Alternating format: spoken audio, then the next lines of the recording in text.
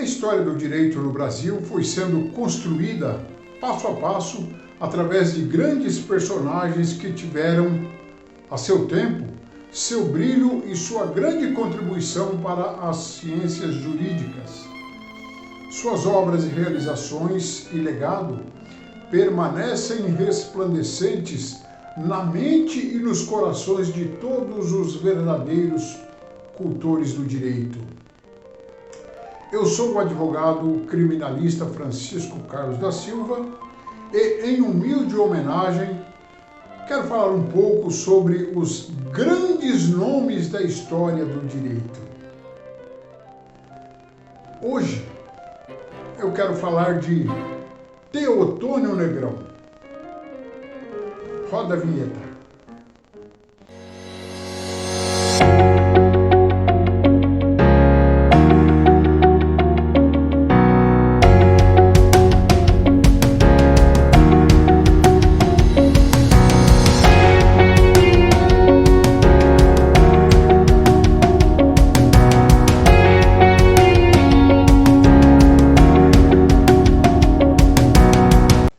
Teotônio Negrão nasceu na cidade de Piraju, São Paulo, em 6 de abril de 1917.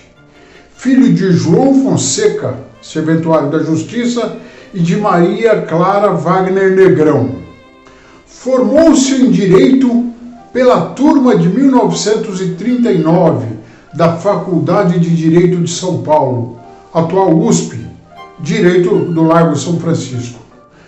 Não cursou mestrado ou doutorado e nem lecionou em faculdades de direito.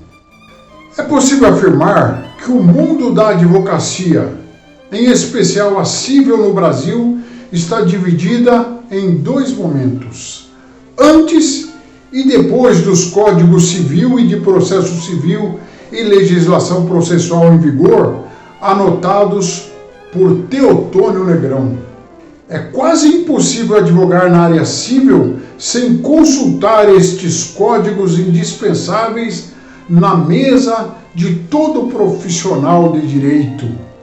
Mais do que isso, tais códigos passaram a ser designados pelo substantivo comum Teotônio, a maior homenagem que poderia ser prestada ao trabalho dedicado, inteligente e competente deste notável advogado.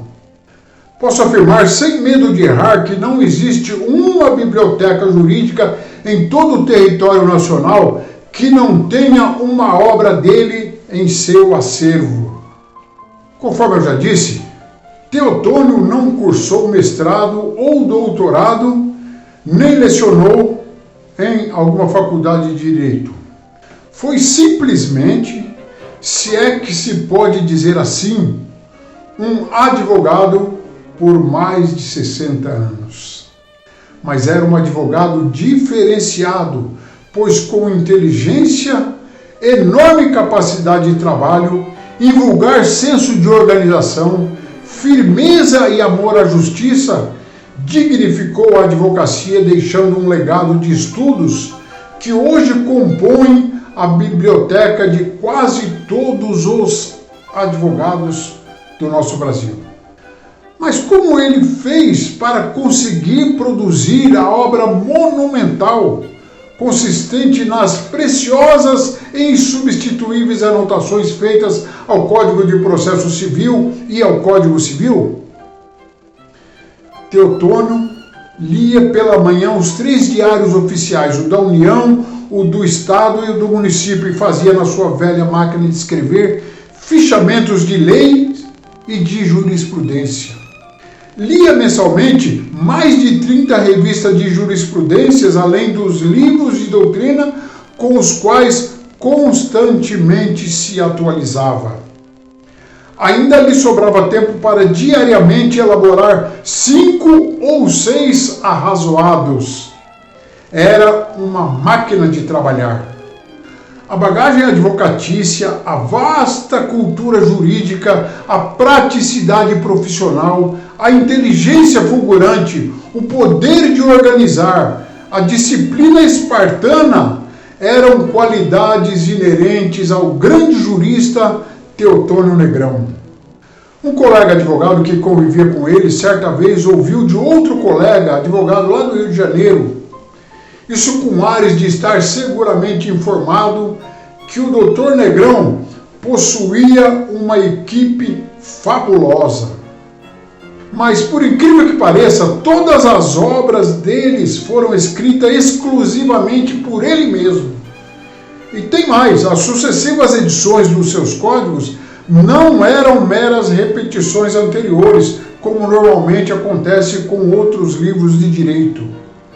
A cada edição, obviamente com exceção das edições lançadas depois de sua morte, a jurisprudência e as novas leis vinham meticulosamente anotadas pelo nobre causídico.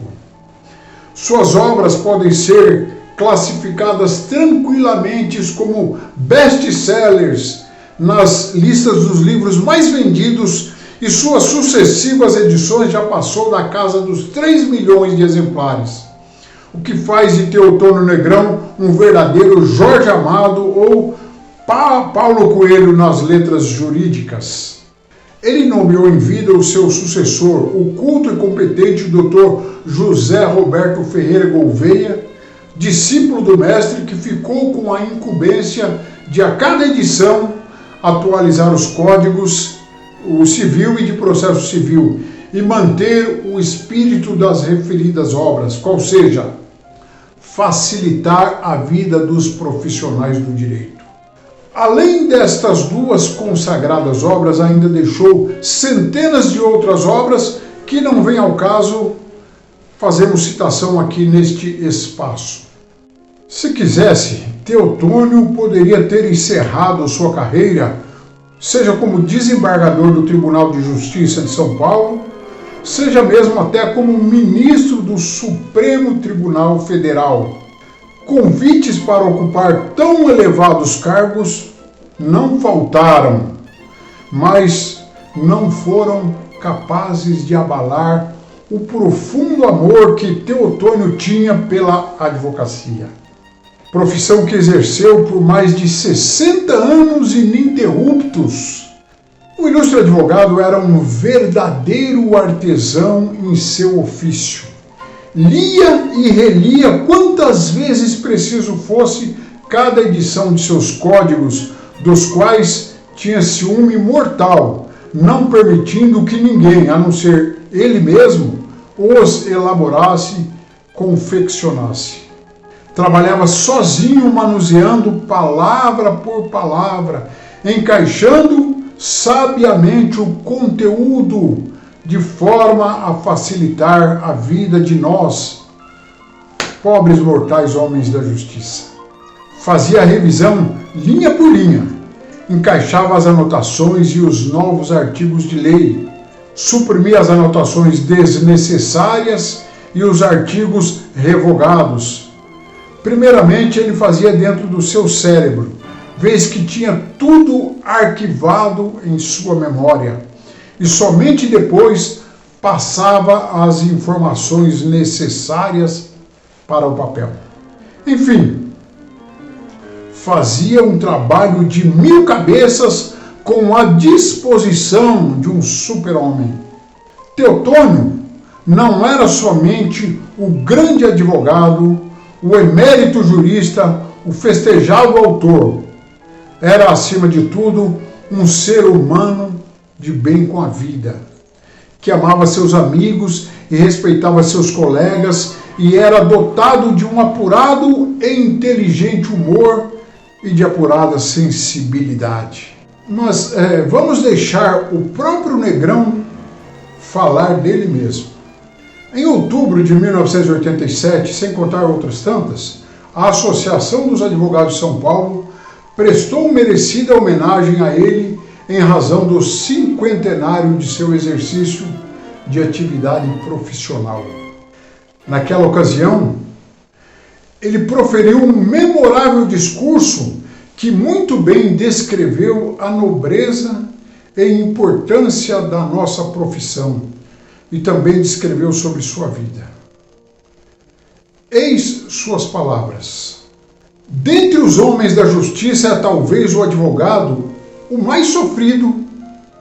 Começa por ter que escutar com paciência as pretensões e as queixas nem sempre razoáveis dos clientes. Diligencia junto aos funcionários da justiça para conseguir o breve andamento das suas causas e tem que estar atento às surpresas que comumente surgem no seu curso. Os membros do Ministério Público opinam sobre a legalidade de suas petições. Os juízes dizem o direito aplicável e forçam-no a recorrer quando a decisão é contrária ao seu cliente ou a sustentá-la se favorável. Mais que tudo, porém, sofre o tormento dos prazos, contados indiferentemente por dias úteis e feriados forenses, o que lhes confere o privilégio às avessas de ser um dos raros trabalhadores neste país que não tem o direito ao repouso semanal, nem mesmo gratuito.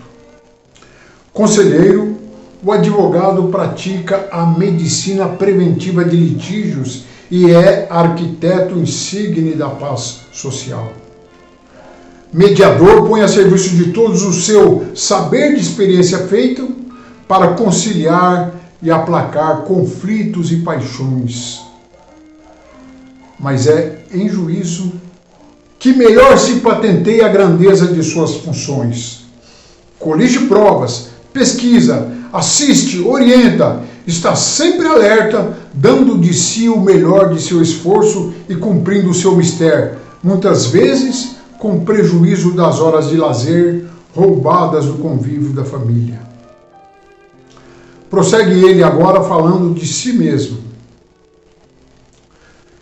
Hei sempre de lembrar das longas noites, quase inteiramente passadas no escritório, quando o corpo cansado suplicava pelo repouso, a que se julgava com direito, mas a fatalidade dos prazos inclementes e peremptórios o forçava a trabalhar. Terá valido a pena tanto sacrifício? Eis a pergunta que nas horas da verdade que tenho de enfrentar a vida face a face, de quando em quando me proponho, e as que, em todas as ocasiões, respondo afirmativamente: sim, valeu a pena.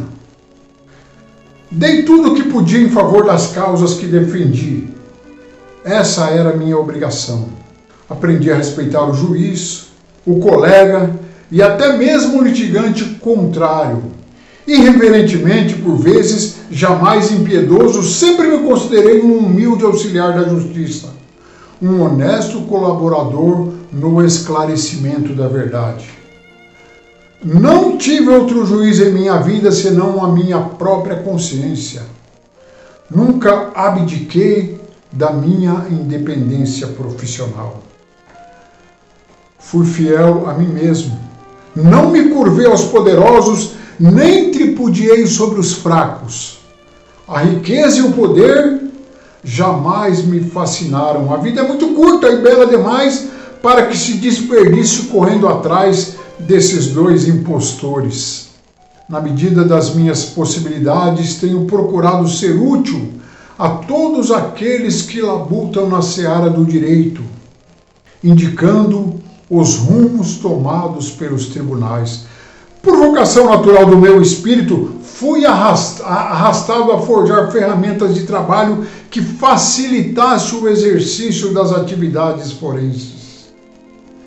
Sinto-me recompensado com juros e correção monetária quando penso que por este Brasil afora um advogado ou um juiz se serviu das minhas anotações aos pés dos códigos, nas quais recolho a melhor da sabedoria alheia. E assim, o consulente ganhou tempo e encontrou rápida orientação para o dia a dia da nossa lide, sempre atropelada. Longo foi o caminho trilhado, mas no outono da minha vida percebo que muitos frutos, quase todos doces, eu provei. De longe, a colheita de coisas agradáveis na minha existência, a começar por uma família feliz e unida, suplanta as lembranças de fracassos, derrotas e frustrações pelas quais nenhum de nós deixa de passar. É este um resultado extremamente auspicioso para quem, aos 18 anos, teve a ocasião de escrever: por toda a parte que passei, semeei o grão maravilhoso do meu sonho. Tenho curta memória para os agravos sofridos e muito longa para o bem que me fizeram. Vivi intensamente a vida e talvez por isso ela me aquinhoou de volta com muito mais do que merecia, mas reparti sem mesquinhez aquilo que recebi. Sou grato aos meus amigos que me deram a mão, perdoaram as minhas fraquezas e aqueceram o meu coração e com bondade me guiaram às fontes sempre perseguidas e jamais alcançadas da virtude e do saber. Nada do que por acaso sou me pertence, jamais poderei igualá-los e neste instante supremo de prestação de contas, confesso de alma alegre o débito que nunca poderei pagar e lhes digo, meus amigos, comovido, muito obrigado. Nenhum nome jurídico foi tão citado no Brasil quanto o do Teotônio Negrão. Terminou seus dias cuidando do seu Código de Processo Civil e do seu Código Civil, repleto de anotações e remissões. Um dia, voltou do escritório e, depois do jantar, procurou distrair-se jogando cartas com a esposa. Recolheu-se e passou mal, indo à internação. Preocupava-se ainda com os códigos sobre os quais acabava de dar instruções a José Roberto Gouveia, o discípulo querido e competente, coautor, nos últimos tempos, a respeito de pontos a alterar ante a última edição do Código Civil, não tendo podido examinar o Código de Processo que recebera à tarde. Atendeu a familiares, depois se foi. Em 20 de março de 2003, faleceu Teotônio Negrão. Deixou órfão a classe jurídica brasileira, mas deixou para todos nós um legado precioso. Seu nome permanece à frente do edifício sede da AASP. Seus ensinamentos e o fulgor de sua personalidade residem para sempre em sua obra, que prossegue ainda e sempre no coração dos familiares e amigos. Mas a comunidade jurídica nacional descobriu que os seus códigos não estavam completos. Faltou neles uma lei, aquela que o impedisse de nos deixar. Nada mais resta senão consignar o adeus que Teotônio Negrão transmitiu para seus amigos em uma de suas poesias, poeta que era também. Adeus, pois que é hora de partir e tenho que ir-me embora. Farei força para sorrir enquanto minha alma chora. O destino em sua trama nos separa a todo instante, mas só aquele que ama nunca se sente distante. Na hora da despedida, aqui deixo, amigos meus, a saudação comovida do meu mais cordial adeus.